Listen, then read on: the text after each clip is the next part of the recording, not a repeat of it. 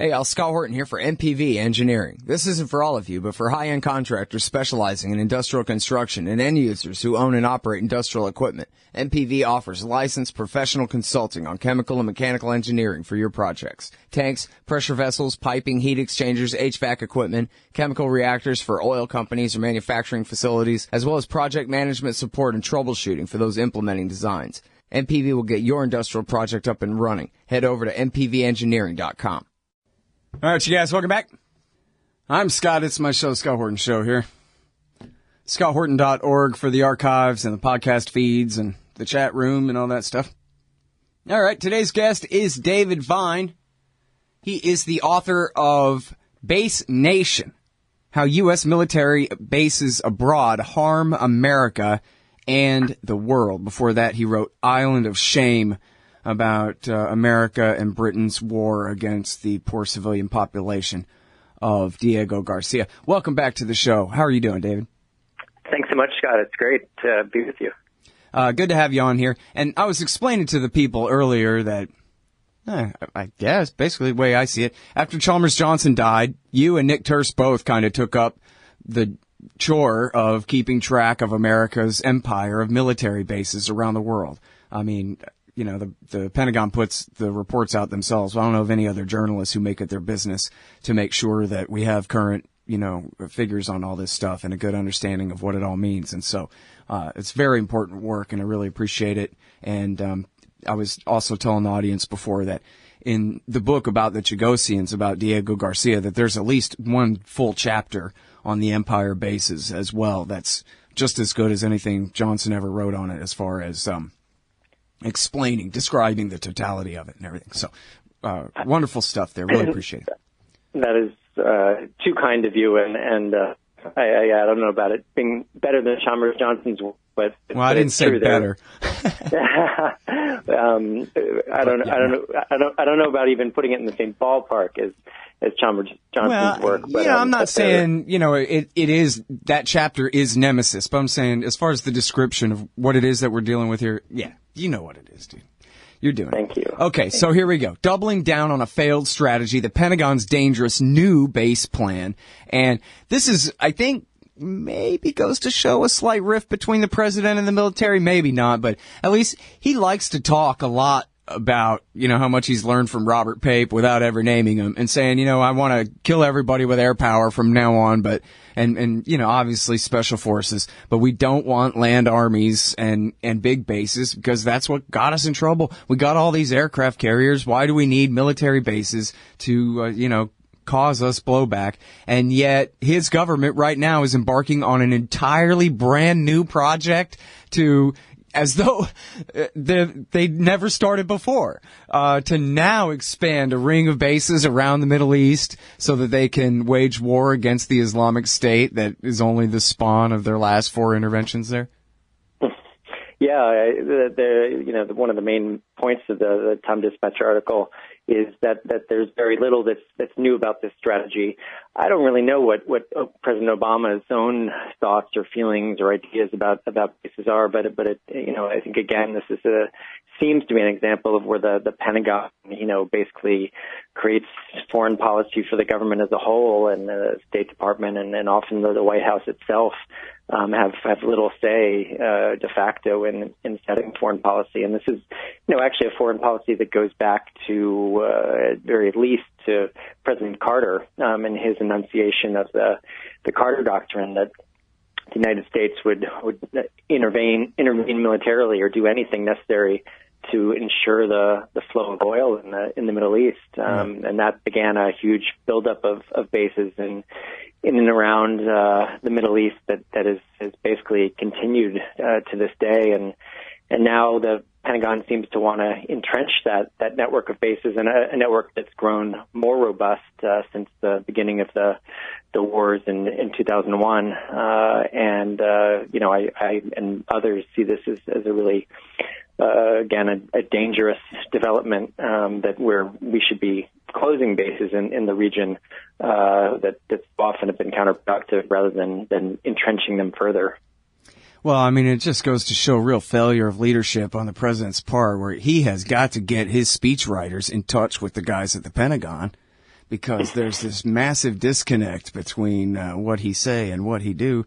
And I don't mean to give him the benefit of the doubt or anything other than the fact that he seems intelligent, not well-meaning, but he does seem intelligent enough to understand. I know Robert Pape has at least talked to people who have talked to him, and he does say things from time to time that, imply that he knows better than doing all the things that he turns around and continues to do anyway. That's all I was really trying to say. But so now describe these bases, because in 2008, the Maliki government, the United Iraqi Alliance government that the U.S. put in power, told George Bush, thanks a lot, now beat it.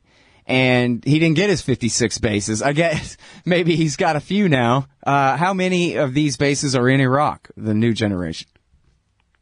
So, yeah, the Iraqi parliament was quite bold in rejecting the Bush administration's and the Pentagon's desires to keep a large number of bases in Iraq after the formal end of U.S. combat operations there. And but in the past year and a half, since the sort of ISIS phase of this long-running war has picked up, the Pentagon military now has about 6 bases in Iraq. Of course, there's a lot that we don't know because they're not advertising a lot of it, and things aren't transparent in any part of the base world. And meanwhile, we also have some, at very least, 9 bases in Afghanistan. And again, despite some the pullout of most U.S. troops, and the plan is to keep at least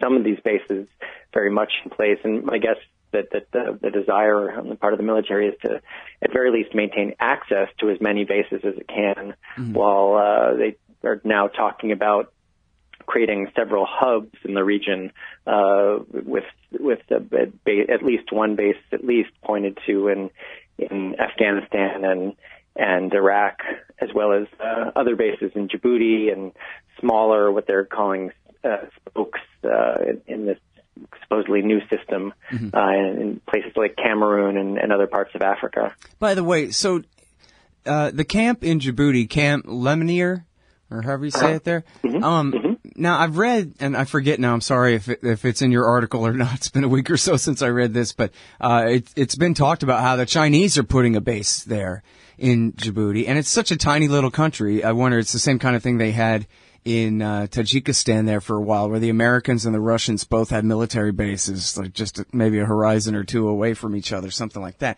And I just wonder, Djibouti's not kicking the U.S. out, are they? Or are they in favor of China, or they're just going to do a Tajikistan-style thing there for them? Yeah, there's no sign of that. Djibouti is becoming something of a real home for foreign military bases. There's been This is the Horn of Africa for the audience here. Sorry, this is the Horn of Africa in the east, on the equator there, right at the gate of the Red Sea.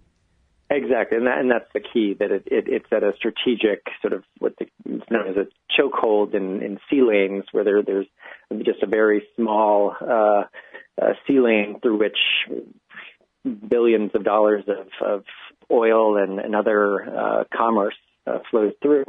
So whoever controls this sea lane controls much of the global political economy, and in some ways, or a significant part of it.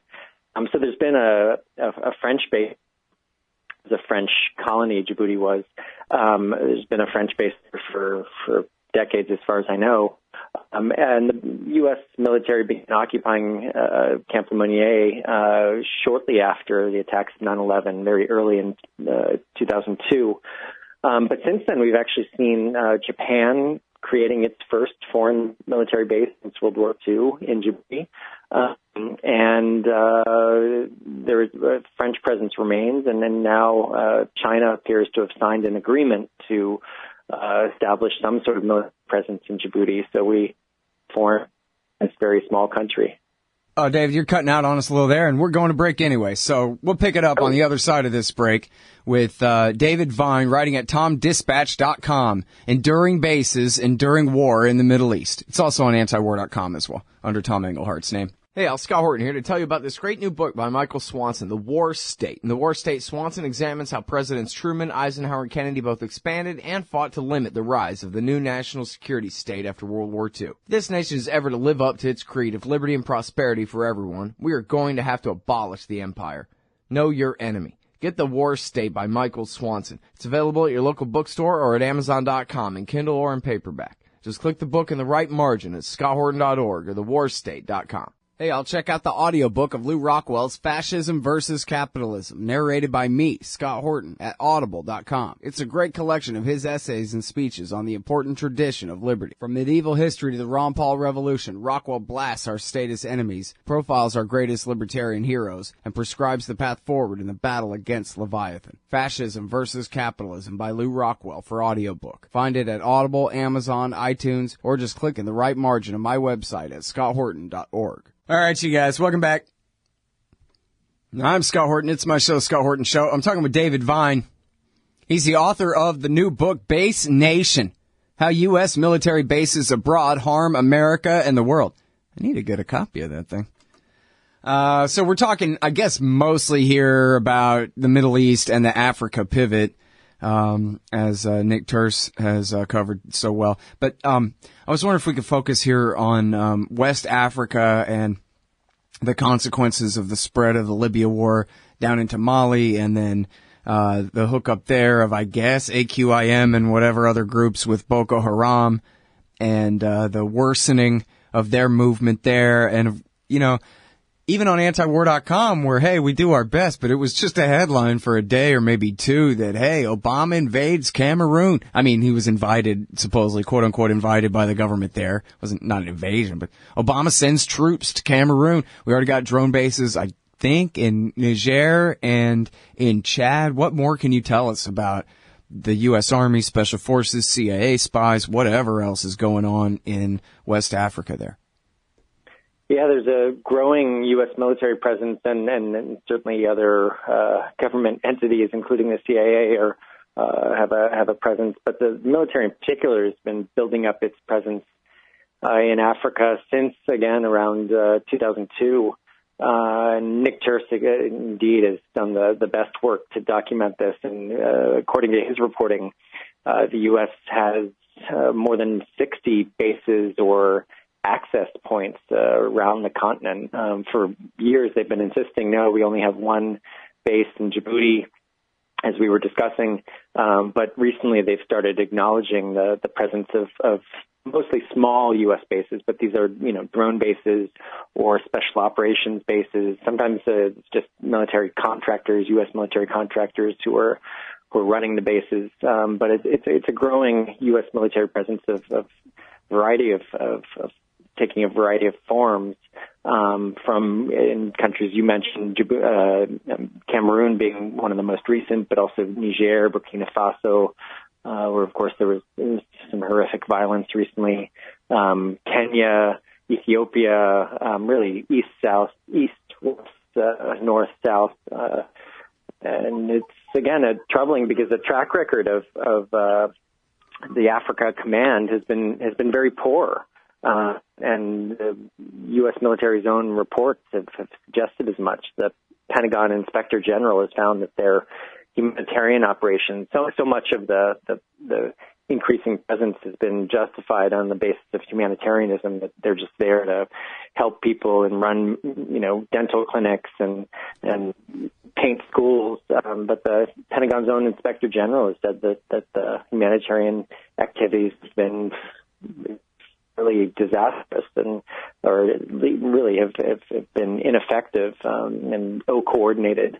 So at the same time, research has shown that the presence in Africa has been counterproductive in many cases, because U.S. presence tends to encourage some to take up arms against the United States and against sometimes local governments. One case has been described as that the U.S. troop presence in Africa has backfired, and this was an article published in his own military review that it's been a boon to the insurgent group. So, well, you have to remember when it comes to You have to remember when it comes to the military especially, but really all government, counterproductive and productive are the same thing, right? Like Dr. Nick, who knew that inflammable meant flammable? It's the same kind of deal there where, oh, good, they failed and they created a disaster and they spread war from Libya down through the whole west coast of the continent. Great. Now we can put in a base here, some bases there. Let me ask you this. In Sierra Leone, when they sent the troops there to fight Ebola, and then, so now Ebola's gone, but did the troops stay or did they all come home? Tell me how many actually came home. What percentage of them came home and what percent stayed? I don't know the exact percentages, but it was used as an opportunity to increase the U.S. presence in West Africa. There is now a larger presence in Senegal, for example, where they created what's described as an intermediate size base. And it looks, from the time I looked into it, there is a presence that has remained in Sierra Leone. As far as I know, it's relatively small, but any deployment, including for training exercises, is an opportunity to build access and to lay the foundation, both literal and figurative, for a larger U.S. military presence to return. Mm-hmm. And now, when it comes to these little bitty bases scattered throughout sub-Saharan Africa and so forth, what exactly is the point of them? Is it just to keep their government and our government on friendly terms for whatever future economic deals? Because it doesn't sound like it makes much of a difference to the U.S. militarily to have troops in Uganda or something, right? I think there are multiple aims, and some of it I think is political, some of it's economic, some of it's military. Some, for example, in East Africa, some of the troops have been going after Joseph Kony, but that search has been going on for years now, and so it's unclear what that's accomplished. Although it does appear that his operating zone, at very least, and the damage he's done has decreased in size. So even a small presence can lead to a much larger presence. Generally, they're called the lily pad bases. Are part of the aim is creating a base that can be easily and quickly expanded, so larger numbers of U.S. troops can show up on the scene. But I think you're right. At the same time, there are political and economic dimensions to this buildup, where creating a larger military presence allows the United States to keep governments within an alliance structure that has political and economic aims. So I think we have to look at all these dimensions at the same time. Mm-hmm. I think the most important, most helpful way to look at it is, China has been increasing its presence and influence in Africa for a decade or so now, but mostly it's been doing it through economic investments in countries around the continent.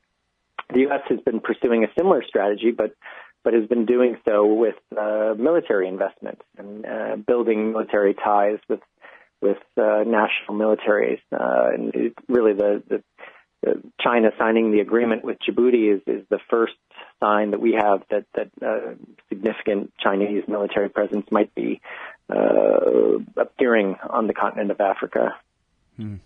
Now, I think it's an important point that you make here that even this is my words, not yours, but you say we're effectively helping to block the spread of democracy, which is, I think, a really great way to put it, because you don't have to necessarily imply that the Americans are saying, oh, good, we want to back this dictator because we like him so much and we want him to be the dictator of this particular sub-Saharan African country. They don't necessarily need to be that premeditated about it at all. It's just a matter of hooking up with this government and training up its army and, giving it weapons and American welfare and whatever.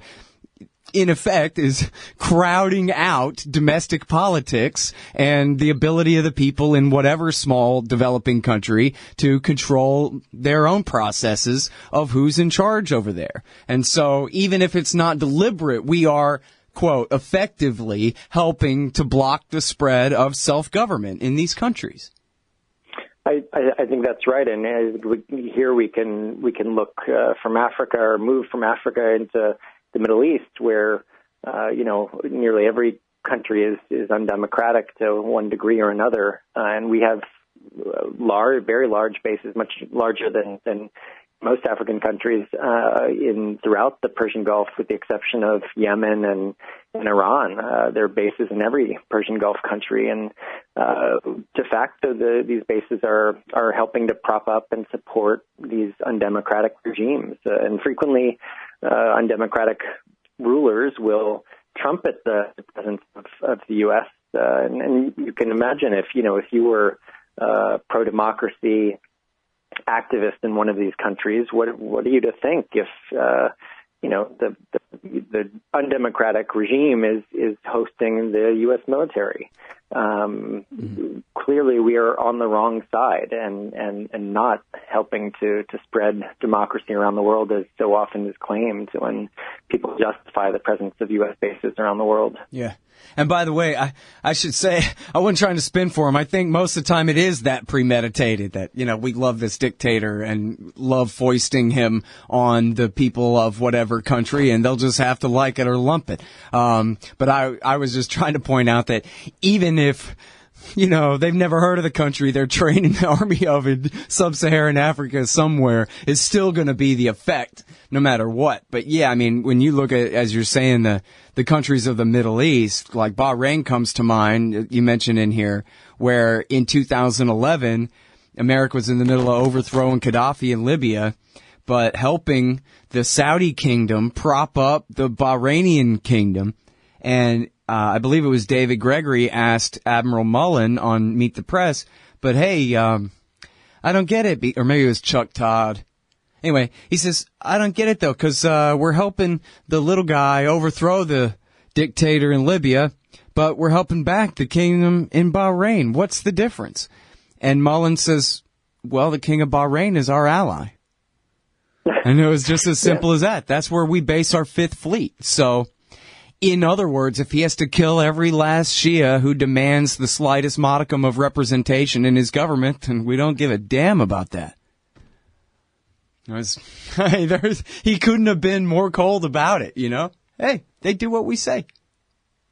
Yeah, and then that's the very sad thing, that our taxpayer dollars, our political weight is backing this sort of repression that we saw in Bahrain, and of course, we're continuing to back Saudi Arabia and in its activities in its war in Yemen, that has, by a growing number of accounts, taken a very large number of civilian lives and led to a humanitarian catastrophe there. So the basing presence in and around the Middle East has really led to some horrific consequences. Most of all in the general state of war that's spreading around the region, that can be tied fairly directly to the U.S. military presence that has enabled and waged a succession of wars now since 1980. All right, so that's the great David Vine. He wrote Island of Shame about the U.S. military base / torture prison down there at Diego Garcia and the displacement of the people there. And his latest is Base Nation, how U.S. military bases abroad harm America and the world. And I'm sorry, I didn't ask you, what's the total number right now? Do you have it? Yeah, it's around 800. We'll never know for sure. Right. Okay, good deal. Thanks very much again, David. Really appreciate it. Thank you, Scott. Great to talk to you. Hey, I'll Scott Horton here to tell you about this great new ebook by longtime Future Freedom author Scott McPherson, Freedom and Security, the Second Amendment and the Right to Keep and Bear Arms. This is the definitive principled case in favor of gun rights and against gun control. America is exceptional. Here the people come first, and we refuse to allow the state a monopoly on firearms. Our liberty depends on it. Get Scott McPherson's Freedom and Security, the Second Amendment and the Right to Keep and Bear Arms on Kindle at Amazon.com today. Hey, y'all, guess what? You can now order transcripts of any interview I've done for the incredibly reasonable price of $2.50 each. Listen, finding a good transcriptionist is near impossible, but I've got one now. Just go to scotthorton.org/transcripts, enter the name and date of the interview you want written up, Click the PayPal button, and I'll have it in your email in 72 hours max. You don't need a PayPal account to do this. Man, I'm really going to have to learn how to talk more good. That's scotthorton.org/transcripts. Hey, y'all, Scott here for Samurai Tech Academy at MasterSamuraiTech.com. Modern appliance repair requires true technicians who can troubleshoot their high-tech electronics. If you're young and looking to make some real money, or you've been at it a while and just need to keep your skills up to date, Samurai Tech Academy teaches it all. And they'll also show you the business, how to own and run your own. Take a free sample course to see how easily you can learn appliance repair from MasterSamuraiTech.com. Use coupon code Scott Horton for 10% off any course or set of courses at MasterSamuraiTech.com.